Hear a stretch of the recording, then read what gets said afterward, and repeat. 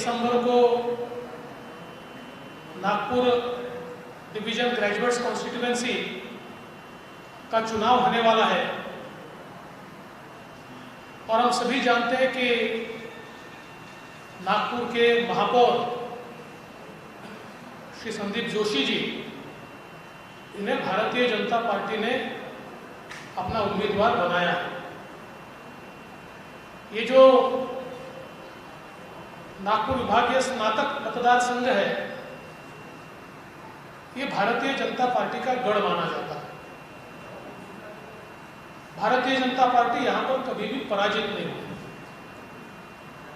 हम सभी लोग जानते हैं, हम सबके लाडले नेता आदरणीय नितिन गडकरी जी 1989 से लेकर 1989 से लेकर 2014 तक इसी नागपुर ग्रेजुएट्स कॉन्स्टिट्यूएंसी के विधायक थे और उस रूप में महाराष्ट्र के मंत्री के रूप में, महाराष्ट्र के विपक्ष के नेता के रूप में आदरणीय गडकरी जी ने जो कार्य किया, एक प्रकार से इस मतदार संघ को एक अखिल भारतीय पॉपुलैरिटी मिली, प्रसिद्धि मिली और नितिन जी ने इस मतदार संघ का नाम ऊंचा किया, स्तर ऊंचा किया। और भारतीय जनता पार्टी के लिए ये मतदार संघ इसलिए भी बहुत महत्वपूर्ण है कि हमारे आदरणीय गडकरी जी के नाम से ये पदवीधर मतदार संघ पहचाना जाता है। पिछले समय हमारे अनिल सोले जी ने भी अच्छा कार्य किया। अब एक नया उम्मीदवार हमको मिला है महापौर के रूप में। कोरोना के काल में संदीप जी ने आम आदमी के साथ खड़ा रहकर उनकी सेवा की है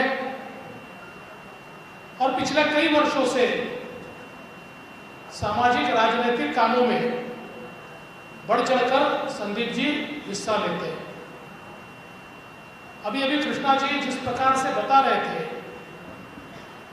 आज महाराष्ट्र में एक ऐसी नकारा सरकार है कि जो अपनी ही घोषणाओं पर अमल नहीं करती। इस सरकार ने सत्ता में आने के बाद सबसे पहली घोषणा की थी गरीबों को बिजली का बिल माफ करेंगे। बाद में पलट गए, कहने लगे नहीं हो सकता। हमारे नितिन राव जी नागपुर के मिनिस्टर है, पहली घोषणा उन्होंने कर दी। कितने यूनिट है काउंट कीजिए, 100 यूनिट। कितना? 100 यूनिट तक बिजली बिल माफ। बाद में पलट गए। शिवसेना ने तो अपने घोषणा पत्र में लिखा था कि जितने रेसिडेंशियल कंज्यूमर है सभी का बिल 30% कम करेंगे। और इस बार नहीं, लगातार पिछले 4-5 घोषणा पत्रों में शिवसेना ये कहते आई है। अब जब उनके हाथ में सत्ता आई तो भूल गए कि हम पिछले 20 सालों से यही लोगों को कहते हैं कि हमारी सत्ता आएगी तो 30% बिजली का बिल कम करेंगे। और अब तो कोरोना के काल में आम आदमी को 3 गुना, 4 गुना, 5 गुना इतना बिल दिया। और जब लोगों ने चिल्लाया और बहुत बड़े पैमाने पर आक्रोश पैदा हुआ तो इस सरकार ने घोषित किया कैबिनेट की मीटिंग लेकर कि हम इसमें रियायत देंगे, 2000 करोड़ रुपए सरकार देगी। और कल परसों फिर एक बार पलट गए। ये पलटू राम लोग हैं, इन्होंने वापस परसों कहा बिजली इस्तेमाल किए तो पैसा तो देना ही पड़ेगा। अरे भाई, किसने की इस्तेमाल? हमने महाराष्ट्र के हर शहर से कम 10 से 15 ऐसे बिल सरकार के सामने लाए। 2 कमरे 50,000 का बिल है, 1 कमरा है 35,000 का बिल है। और ऐसे कितने, जिसको 5,000 आता था उसको 20,000 का बिल है, जिसको 500 रुपये आता था उसको 10,000 का बिल है। अगर इस्तेमाल भी की होगी तो कोई 3 गुना 4 गुना तो कर ही नहीं सकता। और इसलिए एक प्रकार से लोगों को बरगलाकर, लोगों का विश्वासघात करके अपनी घोषणाओं पर पलटूराम फिर पलट जाते हैं। इनके पास एक ही एजेंडा है, रोज ट्रांसफर करो और माल कमाओ। बस ट्रांसफर में पैसे कमाना, ये एकमेव काम इस सरकार के माध्यम से चल रहा है। और आम आदमी के लिए, किसानों के लिए, युवाओं के लिए, शिक्षकों के लिए। अब बताइए, हमारी सरकार जब थी, इन्होंने 2013 में निर्णय लिया कि जो अनुदान प्राप्त न करने वाले स्कूल है, कायम बिना अनुदानित, उसको अनुदान नहीं दी। घोषणा कर दी, एक नया पैसा नहीं दी। हमारी सरकार आई, हमने पहले 20% दिया, बाद में और 20% दिया। हमारी सरकार के जाने के बाद वो 20% अनुदान इन्होंने रोक दिया, उसका एरियर भी रोक दिया। आज हजारों शिक्षक बिना पगार के काम कर रहे हैं। उनको हमारी सरकार ने जो पैसा दिया था, वो पैसा भी इनकी कैबिनेट ने रोक दिया। और इसलिए रोका है, सभी को पता है कि इनको कुछ अपेक्षा है। उन अपेक्षाओं की पूर्तता करने के लिए पिछले 6 महीनों से शिक्षकों के पगार रोकने का काम इन्होंने किया।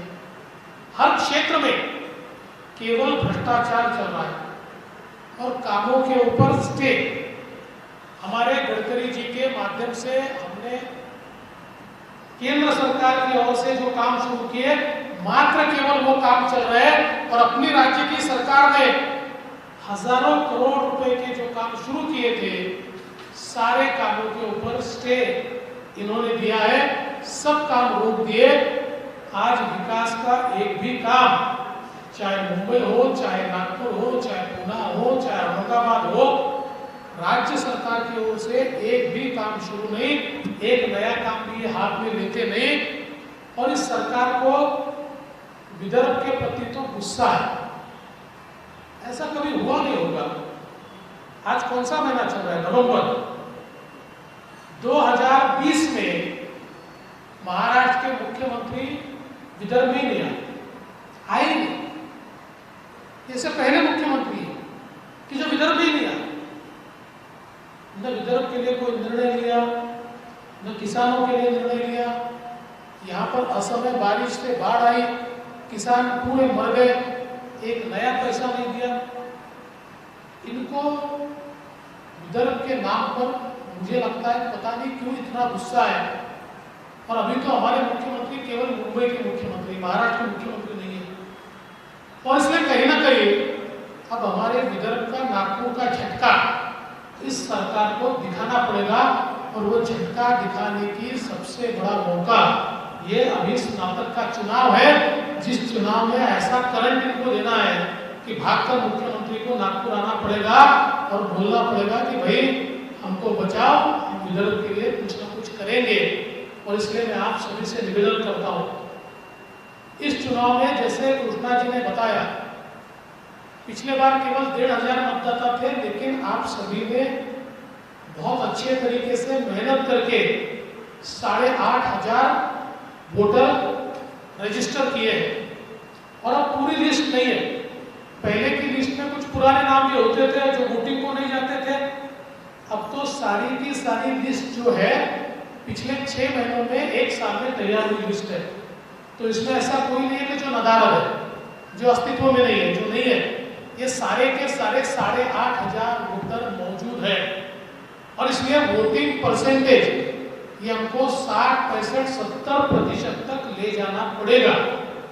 हम लोगों ने प्लान किया था, कृष्णा जी ने भी बताया कि पूर्व नागपुर में भी 10 वोटर के पीछे एक व्यक्ति, ये हम लोगों ने नियुक्त किया है। उसका काम इतना ही है कि जाकर वो निवेदन करे और सुबह से लेकर अपने 10 लोगों का वोट करवाए। और आज से लेकर 30 तारीख के बीच कम से कम 3 बार उस वोटर को वो मिले और 1 तारीख को उसको वोटिंग तक ले जाए। कई बार ये होता है कि हमारे स्नातकों में वोटिंग के प्रति थोड़ी उदासीनता हमको दिखाई पड़ती है, पर ऐसा नहीं होना चाहिए। मुझे विश्वास है कृष्णा जी, आपने जो कहा कि जितना वोटिंग होगा उसमें 80% मिलेंगे, लेकिन वोटिंग भी 80% करवाइए।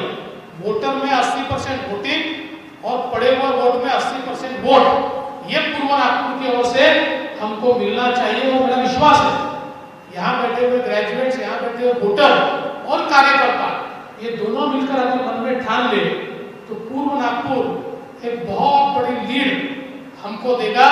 और इस सरकार को उसकी जगह बता देने का काम ये पूर्व नागपुर से होगा।